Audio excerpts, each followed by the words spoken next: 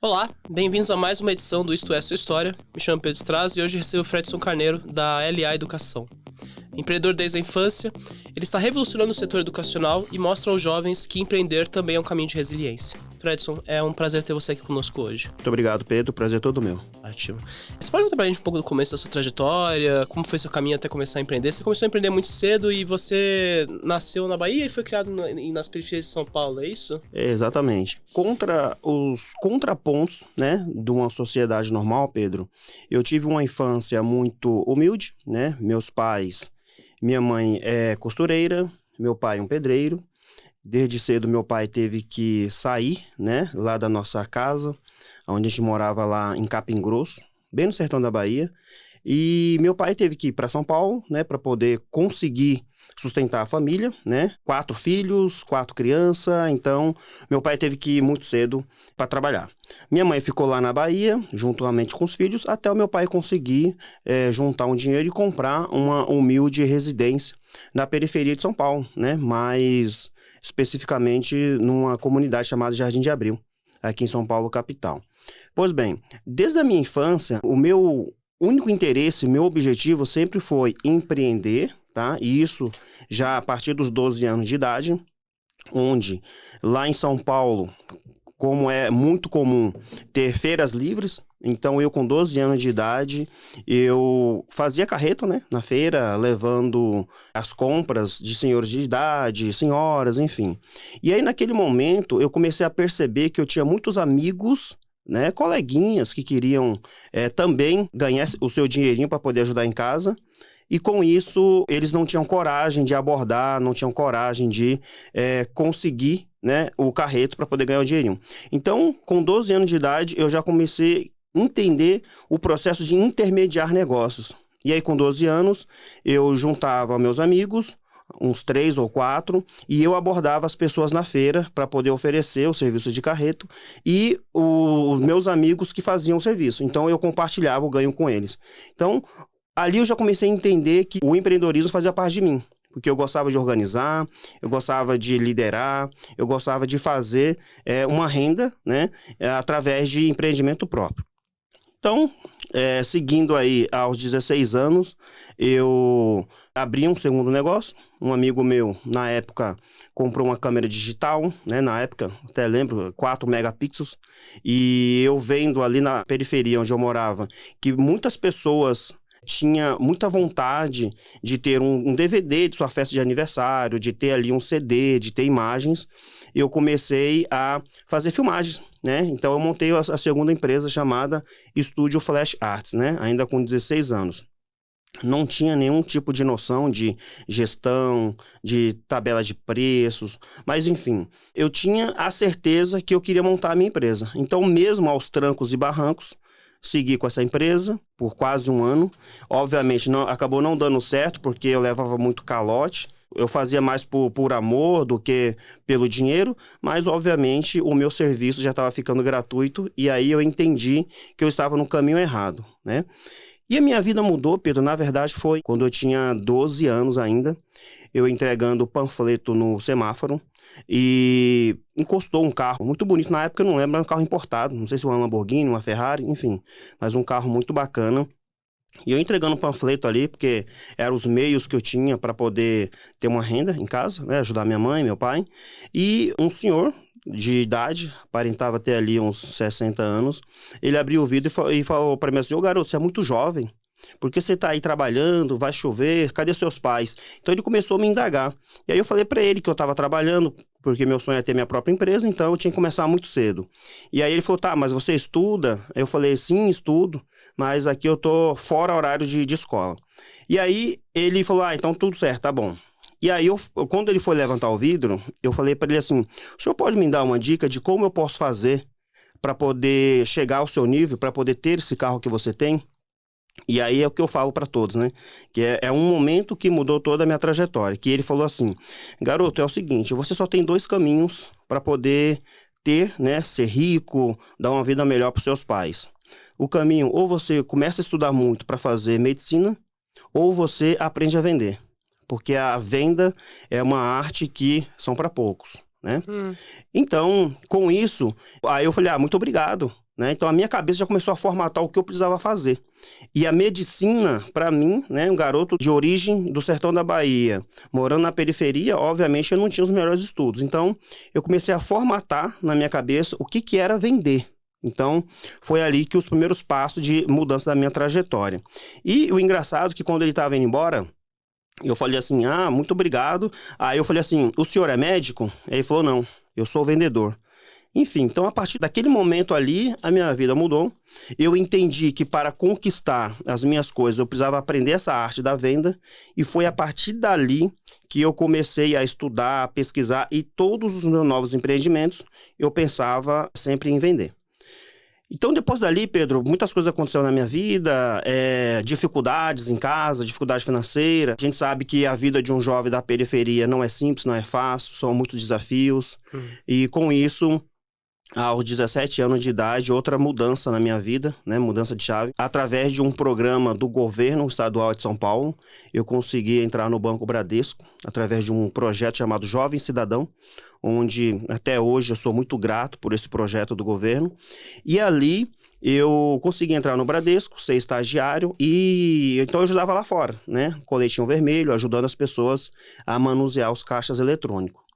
Então, eu sou muito grato por essa empresa. Acho que o Banco Bradesco foi a virada de chave da minha vida, porque foi ali que muitas coisas eu comecei a compreender, né? Onde ou você escolhe viver por decisão, ou você escolhe viver por condição. Por que isso, Pedro? Decisão ou condição? Quando 17 anos de idade, lá no Bradesco, eu trabalhando, eu era um pouco fora da curva. E aquela palavra daquele senhor das vendas sempre estava conectado comigo. Então eu entendia que, para mim, um garoto pobre da periferia, para ser um bancário, é totalmente fora da normalidade da época. Então, com isso, eu falei, a minha chave é as vendas. Então, eu vou ter que me sobressair com vendas. Então, com isso, eu fazia alguma estratégia de vendas diferenciada, como, por exemplo, mesmo na fila, com clientes muito, muito estressados, eu pegava ali a minha pranchetinha, eu desenvolvia técnicas de pesquisa para chegar numa abordagem de venda ao cliente que estava lá dentro da agência bancária, né? E com isso, eu comecei a me destacar em vendas de produtos, como seguros, capitalização, consórcio. E o gerente da agência, ele começou a notar que eu tinha algo um pouco diferente dos demais estagiários que passaram por lá. Mas ali, Pedro, eu estava me expondo, né? Muitas vezes sendo xingado, sendo humilhado por clientes que estavam estressados. Mas eu tinha um pensamento na minha cabeça que é o seguinte: eu precisava passar por aquilo, porque faz parte, é um processo, e eu tinha o meu sonho de tirar a minha mãe da periferia, né? Minha mãe muito trabalhadora, desde jovem, com 4 filhos, meu pai também. Então, aquilo cada vez mais me incentivava e motivava a continuar. Então, a partir do momento que eu entrei no banco, eu esqueci um pouco de ser empreendedor, e eu falei, eu vou seguir carreira bancária. Outra coisa que eu falo aqui para todos é: nunca desistir, nunca ir pelo que as pessoas falam, porque dentro de casa mesmo, meu pai, minha mãe não conseguia acreditar que teria um filho bancário, né? Pelas condições que a gente tinha.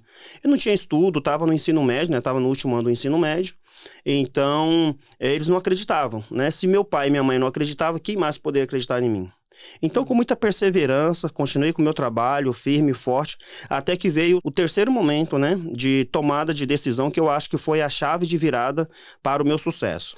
O segundo sendo, porque o primeiro foi o encontro lá no semáforo, o segundo foi... Isso, o segundo foi a entrada no banco. Ah, certo. A entrada no banco. E o terceiro agora foi uma tomada de decisão que eu tive com 17 anos de idade, onde gerentes de outras agências bancárias que eram situados ali na USP, né, na cidade universitária, tinha vários bancos ali na praça, e muitos gerentes iam lá, né, visitar como cliente do Bradesco também, e notaram que eu tinha ali esse talento de atendimento, né, essa disposição de venda. E aí, obviamente, eu recebi uma proposta de um banco da nossa Caixa, que na época era um banco público, né, um banco estadual.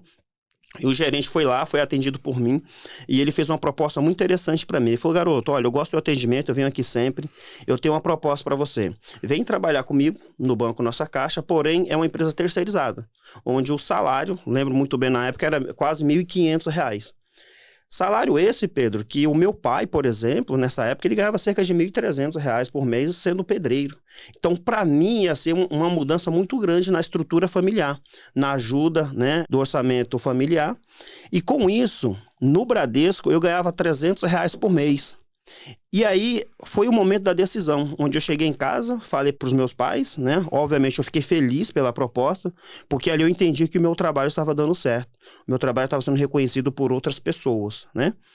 E com isso, obviamente, cheguei em casa, falei pro meu pai, pra minha mãe, meu pai ficou muito feliz, minha mãe também ficou muito feliz, e obviamente eu fui meio que forçado a aceitar a proposta, né? Meu pai falava, imagina o quanto você vai poder ajudar em casa agora, filho. Parabéns, me elogiou e tudo, porém, o meu coração falava para não aceitar. Por quê? Volto a falar, né? Ou a gente vive de condição ou de decisão. E a condição, no momento, era para que eu ajudar os meus pais, ter um salário maior, que era 5 vezes maior do que eu estava ganhando no Bradesco. E com isso, eu fui trabalhar no dia seguinte, muito pensativo, e o meu coração falava, não vai, porque você tem muito a crescer ainda. Porque é um banco público, é uma empresa terceirizada, embora o salário seja maior, e como é que vai ser o meu crescimento? Né? Como que eu vou crescer? Eu vou crescer para onde? Sendo que o banco público a gente precisa ser concursado. Então, com isso, no dia seguinte que eu falei lá pro gerente da nossa caixa, que ia dar resposta, eu, por decisão própria, né? Primeiramente falando pro meu pai e minha mãe que eu ia aceitar, eu falei que não aceitaria. Aquilo me deixou muito triste, muito magoado de estar indo contra ali meus pais, ao mesmo tempo uma sensação de liberdade, que eu falei, agora eu vou conquistar meu espaço. Pois bem, não aceitei, segui dentro do Banco Bradesco, obviamente meu pai não gostou, inclusive, né, meu pai falava para a senhora, filho, você, dentro da sua condição social, não tem como você ser um bancário. Você tem que entender, você tem que compreender. A nossa história é diferente da história que você quer, né, para si. Então, pense direitinho que você poderia ajudar muito em casa com esses R$ 1.500 de salário. Olhando de hoje a situação, você tem alguma explicação racional pra você olhar e falar, pô, porque é isso, né? É um salário maior, poder ajudar em casa, mas você toma uma decisão deliberada por falar, não, vou seguir aqui no banco. Existe a pressão familiar, existe também a pressão financeira, porque é um salto, é uma possibilidade rápida de ganhar dinheiro mais alto. Mas ir contra isso, o que explica esse instinto pra você? Ô Pedro, tem muita gente que faz essa pergunta porque fala assim, o instinto natural era eu ter aceitado, né, pela condição financeira, eu poder ter ajudado os meus pais. Porém, algo brotava no meu coração que eu posso dizer que é algo religioso, é algo de fé, é algo de espírito, dizendo assim, ô garoto, não, né, vai em frente. Porque eu pensava naquele cara da Ferrari ou BMW, enfim, que me abordou. E eu sabia que com R$ 1.500 eu não conseguia alcançar um carro daquele, uma condição daquela. Então era algo que foi instintivo, né? De forma instintiva eu falei, ó, eu vou seguir no banco porque eu acho que aqui eu posso crescer, né? E é o conselho que eu dou para todos os jovens que hoje vai iniciar, vai trabalhar comigo, parem de tomar decisão baseada no momento, né? Na vida profissional, a gente tem que tomar decisão baseada no futuro, que é onde pode crescer, né? E ali, né, como experiência de vida, a minha decisão foi de ficar, né? E, obviamente, eu não me arrependo até hoje. Porque depois dali, Pedro, eu saí do banco, concluí o meu contrato, né, de estágio, 1 ano, e eu fiquei 1 semana em casa, e 1 semana sendo julgado, sendo criticado, que é o normal, né? Eu acho que até é compreensível da parte dos pais, assim, Exato, né? Mas exato. E aí, 1 semana depois, o banco me ligou e falou, tua vez chegou, você foi promovido. Então, aquele ali foi o melhor momento da minha vida, foi uma sensação de dever cumprido. Se ia dar certo ou não dali pra frente, eu não sei, eu não sabia dizer, né? Mas eu, um cara que vim lá do sertão da Bahia, né, com poucas probabilidades de se dar bem em São Paulo, e ser efetivo no Banco Bradesco. Então, eu fui o primeiro bancário da minha família. E a partir dali, eu comecei a trabalhar mais e mais e mais e sem parar, né? Então, você ficou quantos anos no banco? o Bradesco foi 9 anos e meio, né? Quase uma década, ou seja, Quase uma foi uma década. aposta muito correta da sua parte, Exato. né? E dali eu fui promovido durante 9 vezes, 9 promoções, né? Eu passei por todos os cargos que uma agência bancária possa ter, até chegar ao cargo de gerente geral, lá no estado do Paraná.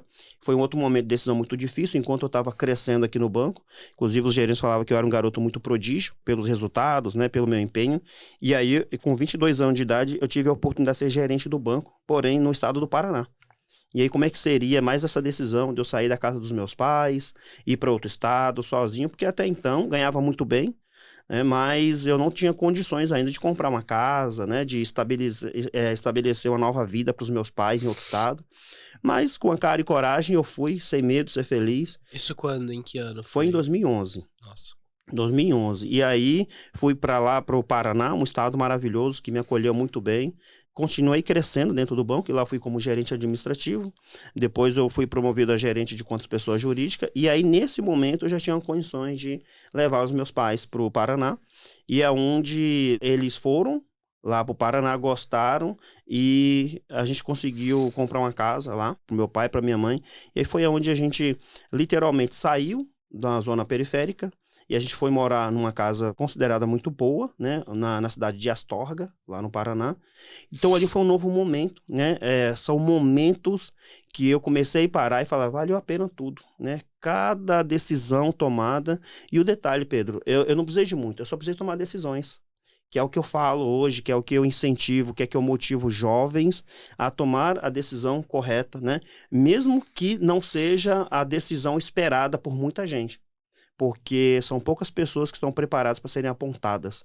Então, eu, muito jovem, sempre tive essa preparação de ser apontado, ganhando ou perdendo, né? Então, a minha trajetória no Banco Bradesco, que foi a virada, né, de chave da minha vida, o apoio aos meus pais, a saída da periferia, ela encerrou-se em 2016, quando ainda meu coração tinha ainda o sentimento de eu preciso empreender. Queria perguntar sobre isso, porque assim, você cria uma estabilidade quando você fica 9 anos no banco, é um Aham. trabalho que você claramente cresceu bastante, você reconhece esse valor, te ajudou a abrir portas, ajudou a sua família, você mudou de estado, chegou a cargos muito altos no banco, mas é isso, quando você chega em 2016, você olha e fala, não, meu sonho de empreender ainda está aqui, e você aposta nisso, você troca isso de novo, assim, o que te leva a esse momento, sabe? O que te inspira a essa decisão? Eu cheguei num patamar no banco que eu não poderia crescer mais. Então, para mim, eu sempre fui desafiado.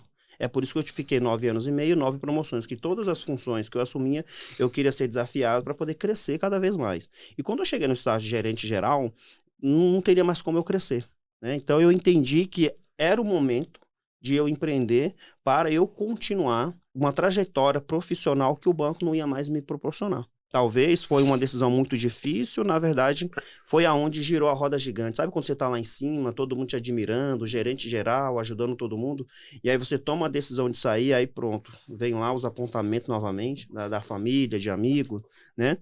Então, eu saí do banco em 2016 para empreender numa carreira de um cantor sertanejo lá no Paraná e Uhum. também para montar uma rede de restaurantes, fast food. No caso, McBurger Fast Food foi a primeira grande empreendimento que eu tive depois, né, da infância. Então, a gente conseguiu chegar em 2 unidades, mas chegou a crise ali no finalzinho de 2016, aí a gente acabou não suportando, né? É mais um processo de aprendizado que eu tenho, né? Quando a gente vai empreender, a gente tem que se preparar, né? E eu só tinha a vontade, força de vontade. Eu não tinha me organizado financeiramente, psicologicamente, para ter empresas, né? Para mim estar 100% à frente, né? Então, ali em 2016 foi muito crucial, porque eu saí para empreender, a família também, né? Trabalhou junto comigo, e até que, mais uma vez, deu errado, né? Esses dois empreendimentos, tanto a carreira do cantor, quanto o McBurger. Eu estava comentando aqui para o nosso público no começo do programa, né, que você é um exemplo de resiliência para os jovens da periferia, né? Mas eu falo isso porque, segundo meus cálculos, são 16 empresas que você fez até abrir a LA Educação, né? Primeiro, você pode fazer a elencagem rápida, né, Sim. numericamente, e segundo, essas empresas que você foi fundando até chegar ao setor educacional te ajudaram de alguma forma a ser o empreendedor que você é hoje, ser o empresário que você é hoje? Ah, sem sombra de dúvidas. O engraçado, Pedro, é que as pessoas, elas não têm a noção do que é empreender. Um exemplo, o pessoal mesmo da minha família fala, mas você nunca teve 16 empresas. Realmente não. As pessoas não sabem que empreender não é literalmente ter um CNPJ. Empreender é você criar algo, desenvolver algo, onde você vai ser autossustentável com isso, sem precisar trabalhar para ninguém. Então, ali com 12 anos de idade, onde eu juntava meus coleguinhas para poder abordar pessoas numa feira, isso era um empreendimento, né? E as pessoas às vezes acham que não. Mas enfim, eu tive esse primeiro momento de empreendimento, aí eu tive ali também a empresa, Estúdio Flash Arts, ali também, enquanto eu trabalhei no Bradesco, eu tentei empreender numa empresa chamada RH Connect People, onde era uma empresa que eu montava currículos, ligava para empresas, também é intermediadora, ligava para algumas empresas que na época, aquele jornal, o Amarelinho, sabe? Ele dava vagas de emprego, então tinha muita gente ali na periferia que eles não tinham acesso a esse jornal, precisava trabalhar, não sabia fazer um currículo. Então, eu elaborava o currículo, eu fazia um pré-treinamento na entrevista com essas pessoas e encaminhava elas para o mercado de trabalho. Então, esse foi o meu terceiro empreendimento. Aí depois teve, né, o MacBurg, lá em Astorga, já no Paraná, depois que eu saí do banco. Teve a AV Produções, que foi a empresa ali do cantor sertanejo. Aí eu tentei numa associação de pôquer também, em Astorga, associação de jogadores de videogame. Eu montei um restaurante online, um fast food, né, no iFood. Polo de educação à distância, eu também montei. Eu fui Uber também, que é um empreendimento. Para quem não sabe, o Uber é um empreendimento. Eu fui um representante de maquininhas de cartão, né, onde eu abri uma empresa, comprei uma mini franquia e fui vender. Enfim, então se eu enumerar aqui, são 16 no total, até chegar na LA Educação, que é o que me faz ser resiliente e faz falar para todo mundo que cada empresa que não deu certo foi um aprendizado que eu tive. Né? Um aprendizado que eu tive. Então, depois desses pequenos projetos que eu tentei, né, que eu saí do banco, não deu certo, eu voltei para o mercado de trabalho. Ser gerente regional de uma grande empresa de varejo de colchões do Brasil. E ali eu voltei para o mercado de trabalho, porque eu comecei a entender que o empreendimento não era mais para mim. Voltei para o mercado de trabalho em 2017 e eu fiquei 9 meses nessa empresa, me destacando também no setor de vendas. E aí eu resolvi mais uma vez pedir desligamento e abrir uma loja de colchões, lá no Paraná também, em Cascavel. Então foi mais um empreendimento que eu tive, a qual foi muito bom, não foi ruim, porém o aprendizado que me levou ali foi o seguinte: eu queria avançar muito rápido. Depois de eu ter saído do banco, Pedro, eu fui para o fundo do poço. Eu comecei a me endividar, tive que vender carro, eu tive uma separação conjugal. Então, literalmente, ali no fundo do poço é o momento que você mais tem reflexão. Quem está do teu lado, né? Com quem você pode contar. E ali eu descobri que das pessoas que estavam à minha volta, eu poderia contar com menos de 5 pessoas. Porque as demais só sabiam julgar e criticar as decisões que eu tomei. Então, o fundo do poço é o melhor momento de autorreflexão que tem, tá? Eu fui sair de uma casa boa, de um carro bom, para poder morar sozinho numa kitnet de 4 metros quadrados, lá em Maringá, mas ali para mim foi um momento de várias reflexões e pensamentos para conexão com a fé, conexão com Deus. Porque até então, tudo que a gente vai fazendo durante a vida, a gente vai fazendo e vai esquecendo um pouquinho, né, desse lado espiritual, de se conectar com a fé. Então, foi ali que eu tive conexão e por essa conexão espiritual que eu tive com Deus, né, eu consegui entender que eu não poderia parar e não deveria parar, né, que ali aquele momento fazia parte do processo de crescimento, que eu precisava passar por aquilo. Então foi ali nesse momento que eu me ergui, fui para o mercado de trabalho, fui para colchões Ortobon, lá empreendi nas lojas, e aí por essa minha falha de ser afoito, de querer crescer rápido, adquiri uma loja, adquiri 2 lojas, aí acabei não suportando gerir 2 unidades ao mesmo tempo, e mais uma vez deu errado. E aí, Pedro, volta ao pensamento, né, das críticas. Você não é capaz para isso. Volte para o mercado de trabalho e se contente em não ser um cara fora da curva, se contente em ser um seletista, né, CLT. E com isso eu voltei e aí fiquei um tempo desempregado, né? Foi onde eu comecei a fazer Uber, né, lá na cidade de Maringá. E enquanto eu fazia Uber, muitas coisas vinham, né, na cabeça, muitos pensamentos de voltar a empreender, né, de algo grandioso. E aí eu tomei a decisão que o meu próximo empreendimento ia ser algo muito grandioso.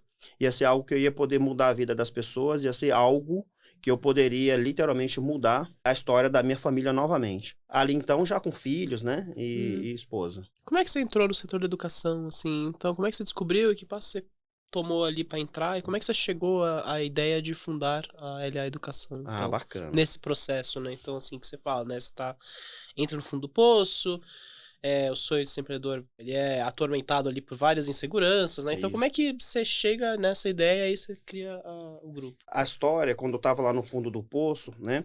Eu volto a falar da conexão, né? Da fé com Deus que eu tive. Porque aí depois eu fui fazer Uber, aí esse meu pensamento, ele não parava. E aí veio o quê? O setor educacional. Ali em 2018, eu fui convidado para trabalhar numa grande universidade, né? A qual eu tenho muita gratidão até hoje, que é a Unicesumar. E lá foi, Pedro, aonde eu acho que aqueles pensamentos que eu tinha, que eu precisava encontrar algo para se encaixar e algo para tornar algo grandioso na minha vida, veio com o setor educacional, aonde Eu trabalhando ali na Unicesumar, uma empresa, né, muito bem reconhecida em todo o território nacional, eu fui trabalhar na parte comercial e aí eu comecei a entender que aquele setor do EAD, o segmento EAD, iria crescer muito.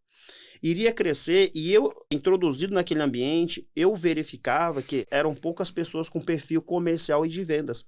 Porque o segmento EAD ele foi crescendo numa proporção muito rápida e para as grandes instituições, essa expansão teria que ser com professores. Então era muito comum.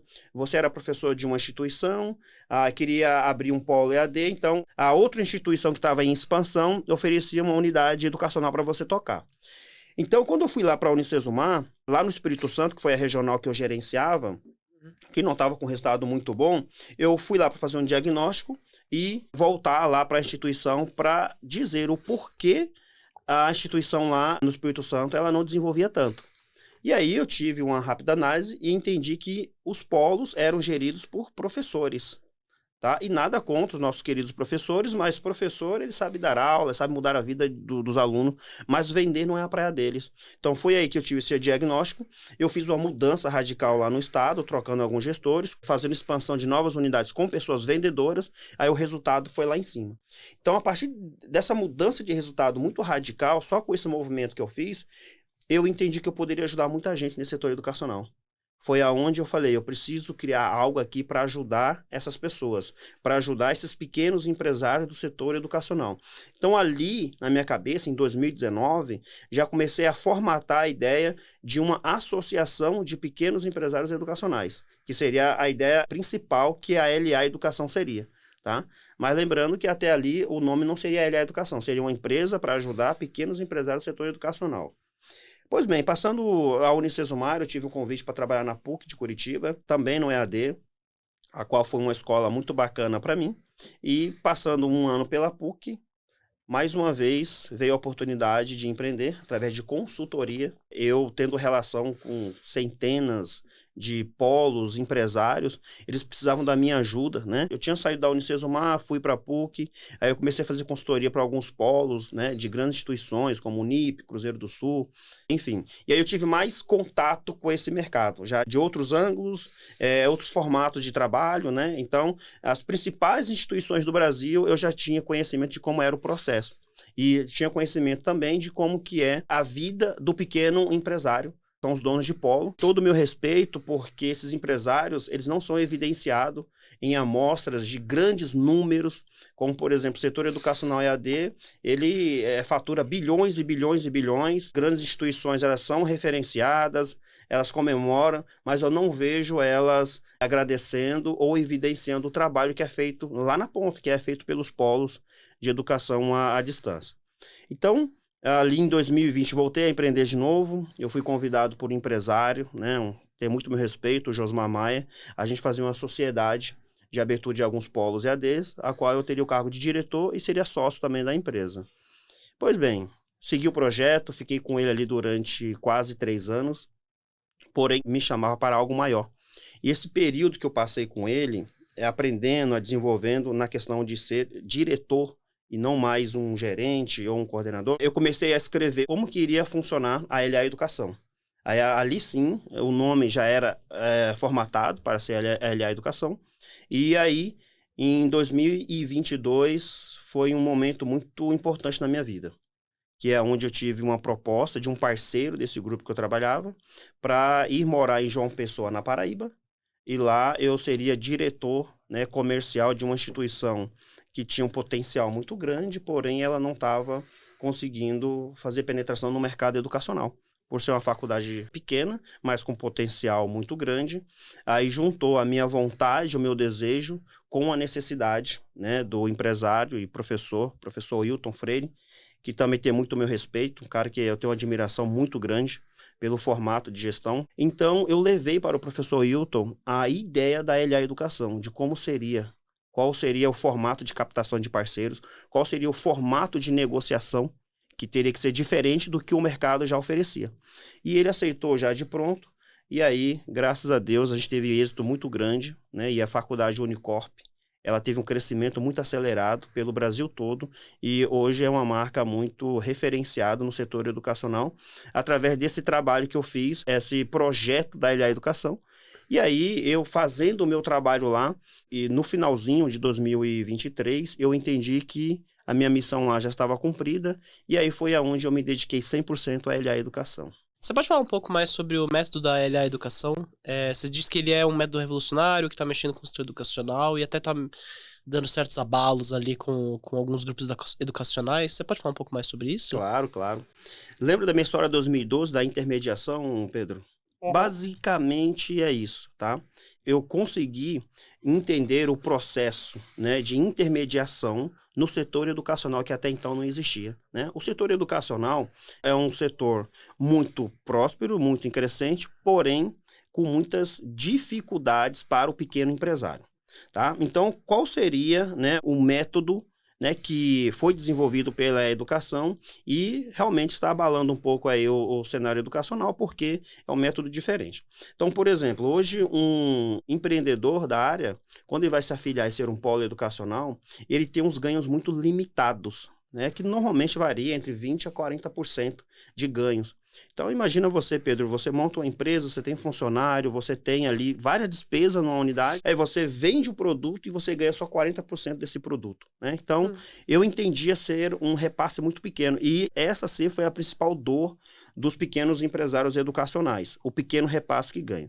Além disso, tem uma outra dor que ela é muito latente para eles. A maioria é composta por professores ou administradores, e eles não têm o dom da venda, eles não têm ali estratégias comerciais, o que é natural, então eles precisam desse apoio. E normalmente as grandes instituições, ela não tem braço, ela não consegue ajudar esses pequenos empresários, porque normalmente são muitas unidades, são muitos parceiros. E um outro ponto também que é muito importante, os empresários sempre reclamavam da limitação de precificação. Então, que eles não poderiam alterar valores de curso, eles não poderiam mexer na tabela de curso, enfim. Então, juntando essas três dores, hoje a LA Educação, através da intermediação educacional, a gente consegue fazer compra antecipada de vaga nas faculdades de escola técnica. Então, a gente compra em grande quantidade, o que barateia muito o curso na hora da compra, né? Porque a gente já está pagando de forma antecipada aí para essas universidades que precisam vender, né? E com isso, com esse valor muito em conta, a gente consegue repassar para o empresário educacional um valor muito em conta também. E com isso, os empresários, ao invés de ele ganhar apenas 40%, a LA Educação, nesse método de intermediação, ela consegue garantir pelo menos até 500% de lucro sobre uma venda de um produto educacional, tá? Então, hoje no mercado, Pedro, não existe nenhum tipo de startup ou instituição que faça a intermediação. Assim como, por exemplo, a Uber faz, né, com táxi, assim como o iFood faz com restaurante. Então, nós da LA Educação, ela é considerada a Uber da educação, porque a gente, de um lado, tem pequenos empresários educacionais que precisam vender, precisam, né, ganhar seu sustento lá na ponta, e de um outro lado, eu tenho faculdades, escolas técnicas que precisam também distribuir seus cursos para todo o país, e eles não têm o know-how e não têm força de venda. Então, a LA Educação, hoje, ela faz uma captação de rede de parceiros, né, pequenos parceiros educacionais, que hoje, por exemplo, a gente tem mais de 600 em todo o Brasil, e de outro lado, a gente faz a junção de universidades, escolas técnicas, para vender esses cursos para a nossa rede, que já é formatada. Então, esse processo de intermediação, ele é novo, ele não existe, e isso acaba incomodando porque, imagina, hoje, o mercado educacional oferece 40% para o seu parceiro e a educação garante 500% de lucro. Então, é isso que está abalando um pouquinho aí, e obviamente a gente fica na mira, né, dos grandes, dos poderosos, mas a gente aí tem resiliência para poder aguentar, suportar, e o principal, ajudar os parceiros, que é a nossa principal missão, é ajudar os pequenos empresários educacionais. Massa. A gente tá chegando ao finalzinho da nossa conversa, mas antes de a gente terminar aqui, eu queria até perguntar, né? O que te inspira a seguir em frente sempre, né? Porque vamos mapear aqui toda a sua história aqui. Você começa lá atrás, de uma origem muito humilde, tendo que, sabe, trabalhar em feira, distribuir panfleto em semáforo, e aí você vai pro banco, você nega uma oferta do banco, de banco concorrente, você vai contra aí todo o que todo mundo espera. Aí você, depois de 9 anos, você sai do banco e vai buscar um empreendimento, você sofre bastante nesse processo, você funda a LA Educação, você bate de frente com essa galera dos grupos educacionais. Existe algum padrão, alguma coisa que você olha e fala, isso aqui me inspira assim, em frente sempre? Cara, de verdade mesmo, sem ser político, hoje o que me inspira é inspirar novos empreendedores. É jovens, principalmente, que tá na periferia, jovens que acham que por ter uma origem humilde, por não ter estudos, por não ter conhecimento, não vão conseguir empreender, não vão conseguir ter sua própria empresa. Então, esses dias, numa conversa com um grande amigo meu, ele falou, Fred, o que te inspira? Que foi a pergunta que você fez agora. Foi o que mais me inspira hoje é levar pessoas ao mundo do empreendedorismo, a pessoas a conquistarem suas vidas e passar por um processo que é necessário passar. Porque quando eu fundei a LA, Pedro, eu tive outros sócios e eu olhei nos olhos dos meus sócios e falei, olha, a LA vai ser muito grande mesmo. Porém, eu sinto dizer que vocês dois não vão estar junto comigo no sucesso, porque o processo ele vai ser longo, vai ser árduo, vai ser doloroso. E eu acho que vocês não vão ter condições de passar por todo esse processo, né? E dito e feito, infelizmente, as pessoas que fundaram junto comigo não estão mais. Inúmeras pessoas que eu convidei para ser meu sócio no início não quiseram. E hoje eles me ligam, entram em contato, querendo ser meus funcionários. Então, veja bem, o que me inspira é isso. É passar por toda essa trajetória, mostrar para pessoas que ficou no meio do caminho que eles deveriam perseverar um pouquinho mais, persistir um pouquinho mais, acreditar em si próprio, que tudo vai dar certo. Então, hoje, a minha maior inspiração não é mais dinheiro, não é recursos, não é comprar nada, né? Graças a Deus, eu já consigo ajudar a minha família da forma que eu queria. Porém, hoje me inspira eu conseguir ver um funcionário, conseguir ver pessoas, amigos de infância, a também querer empreender, seja no setor educacional ou seja em qualquer outro setor que eles achem que tem aptidão. Certo. Fredson, queria agradecer muito pela sua presença hoje. Parabéns pela história, parabéns pela sua trajetória. Ela é marcada por muita resiliência mesmo. E antes da gente ir, né, não só dar a chance de despedir para o nosso público e tal, mas também onde é que a gente pode acompanhar seu trabalho, onde é que a gente pode continuar acompanhando sua trajetória nas redes sociais. Legal. E antes também da despedida, né, eu queria falar nome de pessoas que me inspiram, né, que me inspiraram até chegar aqui. Por exemplo, no setor educacional, eu tenho como um cara de referência, o William Matos, né, que foi um dos fundadores do EAD da Unicesumar. Tem o próprio professor Hilton Freire, o cara de gestão, para mim, não tem ninguém, né? O seu Janguier Diniz, que é o fundador da Uninassal. Enfim, e outras pessoas que, durante a minha vida, também me ajudaram e me inspiraram, que foi meu irmão, o Jardiano Carneiro, que tem uma história muito parecida com a minha, né? Hoje é um grande empresário do setor imobiliário aqui em São Paulo. Tem o Josmar Maia, um grande empreendedor e resiliente, perseverante, em São Mateus do Sul, no interior do Paraná. Então, são pessoas que, sem elas, talvez eu não estaria aqui, porque ou ajuda com inspiração, ou ajuda, né, de alguma forma financeira, emocional, enfim. Então, seguindo aí a sua pergunta, o pessoal pode me acompanhar, né, através das minhas redes sociais. Eu gosto de compartilhar meu dia a dia, eu gosto de motivar, dar dicas, né, e falar sobre o setor educacional, sobre como empreender, né, de forma muito simples no setor educacional. Meu Instagram é @Fredson Carneiro e tem o Instagram também da LA Educacão.oficial, assim também como os sites. E para finalizar, Pedro, também falar sobre um prêmio que a gente está concorrendo, que é o Prêmio Reclame Aqui, que é um dos prêmios mais importantes da América Latina de sites, né, de reclamação. E hoje a LA Educação, ela foi apontada, foi indicada, e agora em dezembro, uma empresa pequenininha que foi, né, feita com muito carinho, amor e suor, e estamos, né, entre as maiores, né, de indicação de qualidade no atendimento, e isso se deve também por conta dos nossos funcionários, né, que se dedicaram, se empenharam para sempre levar um atendimento bacana e cordial para nossos alunos e nossos parceiros. Então, não poderia finalizar sem antes fazer esses agradecimentos aí, e agradecer a Isto É pela oportunidade, pelo espaço, e você também, Pedro, aí pela entrevista. Agradeço e parabéns pela indicação, por ser um dos finalistas desse prêmio tão importante para o Brasil. Obrigado a você que nos seguiu até aqui. Até a próxima.